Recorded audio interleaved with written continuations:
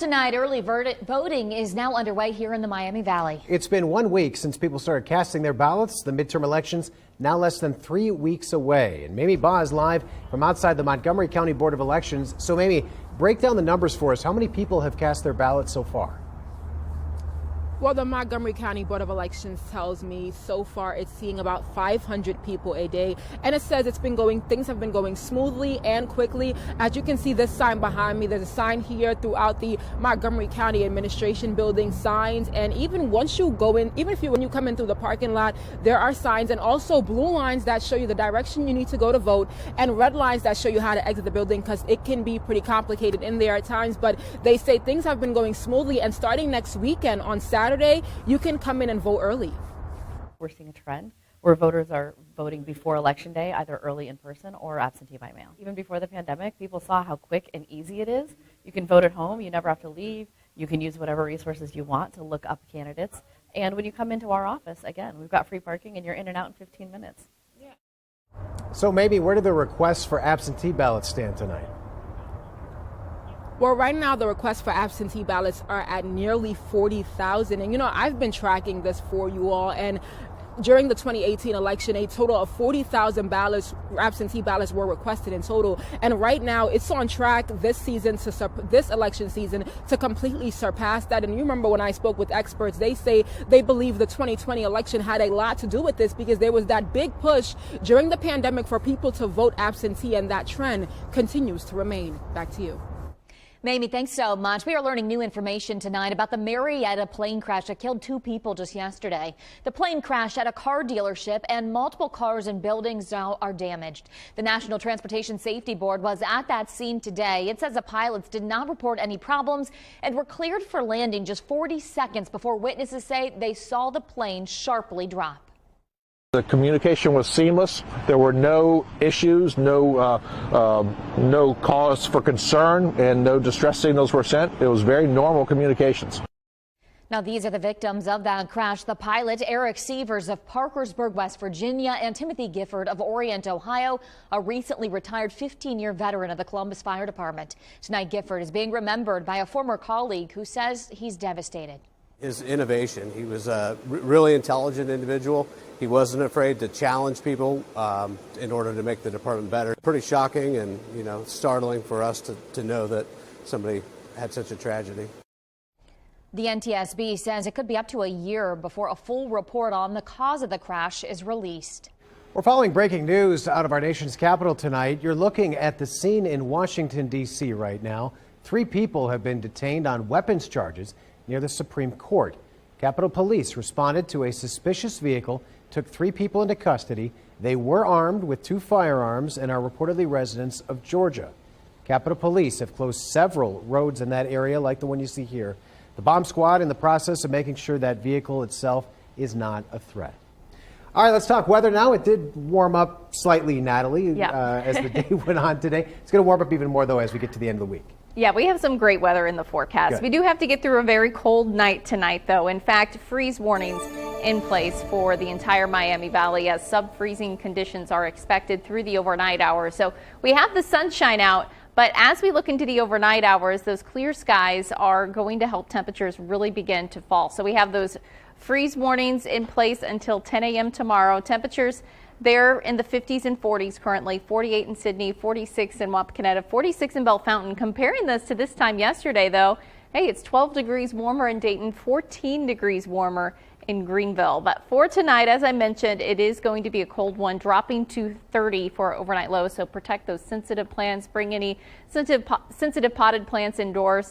And I'll have a look at when we'll see the 70s coming up. Natalie, thanks. A live look now at the White House, where President Biden just made another big announcement on gas. He's releasing another 15 million barrels of oil from the Strategic Petroleum Reserve, hoping to lower gas prices. President Biden released tens of millions of barrels earlier this year. This comes after OPEC Plus cut production by 2 million barrels a day. The president now has this message for the American energy companies. You should be using these record-breaking profits to increase production and refining. Invest in America, for the American people. Bring down the price you charge at the pump to reflect what you pay for the product. The president says he may release more in the future depending on global events impacting prices like Russia's war in Ukraine. The FDA has authorized Novavax's COVID-19 vaccine for use as a first booster. That's for adults 18 and older. Before now, the vaccine was only used as a 2-dose primary series. The CDC says about 50% of adults who got their primary series still have not gotten their first booster dose. So the hope is offering another vaccine choice might help increase booster rates. Russian President Vladimir Putin has declared martial law today in the Russian-occupied regions of Ukraine. The declaration applies to the 4 regions of Ukraine that Russia illegally annexed just last month. It's not clear what steps will be taken under martial law, but typically it means the army is going to take control. The order is effective starting tomorrow. Putin says a special coordinating council has been set up to work with the occupied Ukrainian regions to boost war efforts in Ukraine. Well, former President Trump is set to answer questions under oath today in a defamation lawsuit. Adam is at the Now Desk. What is this case about? So this regards writer E. Jean Carroll is accusing Trump of raping her in the mid-90s. She sued him after he denied it, saying he ruined her reputation by denying it. And when he said, quote, she's not his type. Trump's lawyers argued Trump was acting in his capacity as president when he denied the claim. That would have made the federal government the defendant there, making Carroll's chances of success less likely. A new economic forecast from Bloomberg reveals a recession over the next year is almost a certainty. The model shows a 100% probability of a downturn. That's different from the likelihood of a recession, which was at 65% in Bloomberg's most recent model. The White House is choosing to downplay the recession possibility and instead focus on growth. We have a situation right now where we are in a better place than most of major countries clearly across the globe in making sure that we're dealing with this global issue of inflation. But as it comes to a recession, we feel that our economy is resilient. Now this comes as inflation is still raging and the midterm elections are quickly approaching. Today marks 35 years since Black Monday, a day when the stock market experienced a brief but violent crash. It was one of the darkest days in Wall Street's history. On this day in 1987, the Dow plummeted by 22.6% in a panic-induced sell-off. Rules have since been added to prevent another plunge of that magnitude, with the so-called circuit breakers and trading halts put in place. The stock exchange has only seen some mini so-called flash crashes since that day. October is National Disability Employment Awareness Month, celebrating the contributions that workers with disabilities add to the workplace. Jenna Cisneros introduces us to an employee at Miami Valley Gaming who's getting recognized for going above and beyond every day. It took 3 years for Michael Stacy's face to be honored on this wall. He recently won Employee of the Quarter here at Miami Valley Gaming, and he's a shining example that hiring people with disabilities can add so much value to a workforce.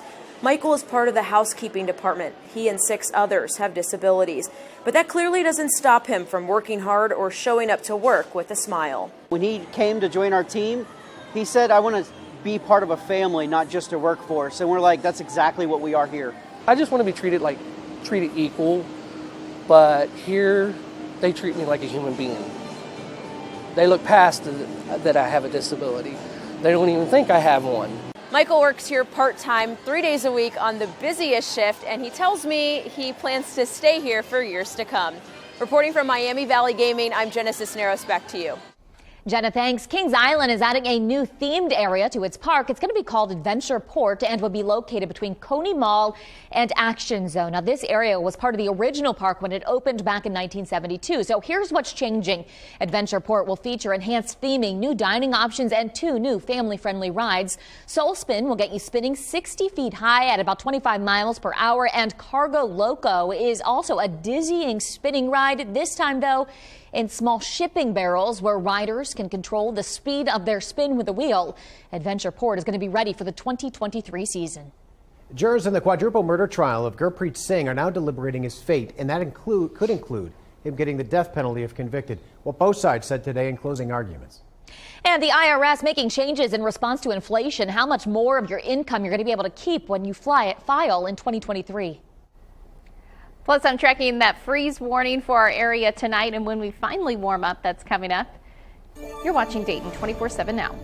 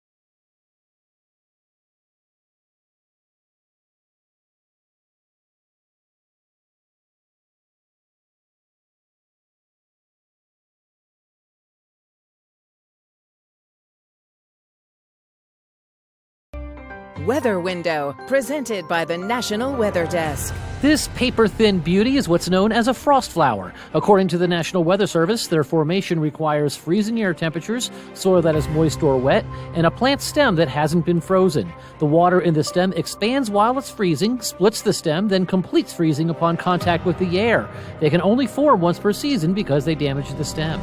For more content like this, follow the National Weather Desk on Instagram.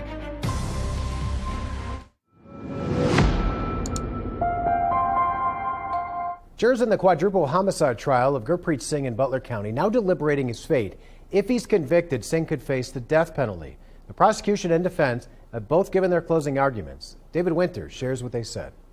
It was a big day for the jury. They began their day by hearing from the defense's first and only witness, a forensic expert, who said that it would be impossible for the defendant to, at close range, shoot and kill 4 people and only have blood spatter on his clothing from one of them. The defendant did not take the stand in his own defense. The jurors then heard the closing arguments from both the defense and from the prosecution. When 5 people are alive in an apartment, and 30 minutes later, 4 of them are dead and only 1 person remains, and that person has gunshot residue covering both of their hands, and that person lies to the police about when they arrived at the crime scene and everything else, that's really the whole ballgame. There really isn't much more to discuss. The government brought in witnesses, the government controls the testing, the government controls where to test. None of 3 of these individuals' blood is on Gurpreet Singh. None. The defense went on to say nothing on Singh's phone shows he planned these murders, not web searches, nor emails or texts to his mistress. The defense contends the police ignored evidence like potential fingerprints on the chain lock or other potential suspects. But the prosecution says the evidence is irrefutable, that Singh got home at 9:09 p.m., was in his apartment at 9:11, neighbors heard gunshots by 9:15, and Singh did not call 911 until 9:40 p.m. The closing arguments took about 4 hours today. The judge is now just wrapping up jury instructions. The jurors all brought at least 2 days of clothing because they are going to be sequestered during their deliberations, which are going to begin any moment. In Hamilton, this is David Winter. Back to you. All right, thanks so much. Foxconn, the Taiwanese company best known for building Apple iPhones, wants to start building electric hatchbacks in the U.S., and they want to do it right here in Ohio. Now, the vehicles will reportedly be built at a factory the company purchased earlier this year in Lordstown. According to Car and Driver magazine, Foxconn will begin building the Foxtron Model B at the plant starting in 2024. Well, not quite as cold across the Miami Valley today thanks to some sunshine that made its way through. Our storm system has finally started to exit off to our northeast. Now, as that continues to exit, skies are going to clear. Those clear skies are really going to help temperatures fall as we head overnight. So looking through the overnight hours, we'll drop into the lower 30s, some upper 20s out there. Sub-freezing temperatures expected, so protect those plants for tonight. We have that freeze warning in place. By tomorrow afternoon, we'll have a mix of sun and clouds back up mid-upper 50s even possible by our Thursday afternoon. Not quite as chilly Friday morning, waking up to upper 30s, lower 40s. But then notice by our Friday afternoon, I'm putting upper 60s, but we have the potential for even some 70s. I'll talk about that and plus some rain chances in the forecast coming up in a bit. Natalie, thanks. The IRS is going to let you keep more of your income next year, all due to inflation. Since tax rates are automatically adjusted for inflation, there will be higher cutoffs for all 7 income tax brackets and a higher deduction standard when you file your tax return. For example, the income thresholds for the top tax rates, 37%, going up 7% from this year, and the standard deduction, the baseline income people can claim tax-free, will see the largest increase since 1985. The standard deduction for married couples will rise by $1,800, and for individuals, that's a $900 increase. Candidate for U.S. Senate Congressman Tim Ryan stopping by the Gem City today. The Dayton Area Chamber of Commerce hosted him as part of a forum to discuss the business community's priorities ahead of the November 8th election. Now, Ryan is making a push to voters just weeks before they head to the polls. I'm proud of my service, and I will bust my rear end for Dayton when I get in too, and work with local community members, regardless of political party, work with the business community. To me, that's what it's all about. Now, Ryan says if he's elected, he'll focus on job growth across the state. Meanwhile, Ryan's opponent, J.D. Vance, also stopped by the Miami Valley today. He was talking about his plan to get Ohio and America back on track. Vance held a meet and greet in his hometown of Middletown. And as election season gets underway, we do have the resources to make it easy for you. We've been speaking exclusively with candidates as they travel throughout the Miami Valley, plus what you can expect at the polls. To find all of our election coverage, just head to Dayton247now.com and click on the Beyond the Podium heading right there in the News tab. An Elon Musk-owned company that's helping the Ukraine military could go public by 2025. Adam is at the Now Desk. Which company are we talking about? Starlink, Megan. It uses satellites for access to the internet. It's part of Musk's space exploration company, SpaceX. It's also been supplying Ukraine with satellites to help keep them online during the Russian invasion. CCS Insight says if Starlink went public, it would raise capital and help put out more satellites to meet the demand. CNBC reported earlier this year that Musk told employees going public probably wouldn't happen until after 2025.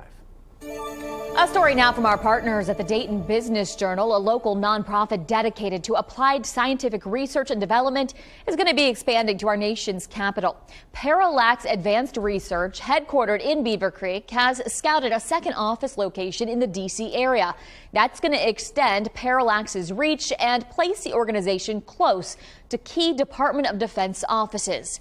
Now, we have all the details for you right now on this expansion project on Dayton247now.com. You can find this story plus others like it right there under the Dayton Business Journal heading in the News tab. All right, here's a live look from our Kettering Health Skycam in downtown Dayton. Beautiful sunset as we end the evening tonight. So, Natalie, what do we got to expect for the rest of the week here? Great weather for the rest of the week. We're talking about 70s returning. Dry weather, though, and we could actually use just a little bit of rainfall. Yes, let's talk about that. Because the rain that we saw, although we did see those gloomy conditions, even some snowflakes, it really wasn't a whole lot of precipitation. In fact, since October 1st, we have only seen 0.15 inches of rainfall, so that puts us over 1.5 inches below normal for the month of October.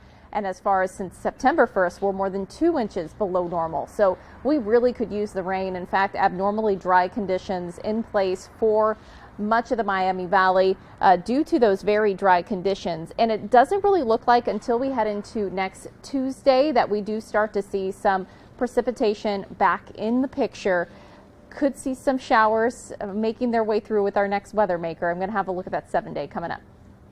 Natalie, thanks. Halloween is closer than ever, and this weekend is one of the last to enjoy some fun events to celebrate. Still ahead, what you and your family can explore all over the Miami Valley. You're watching Dayton 24/7 now.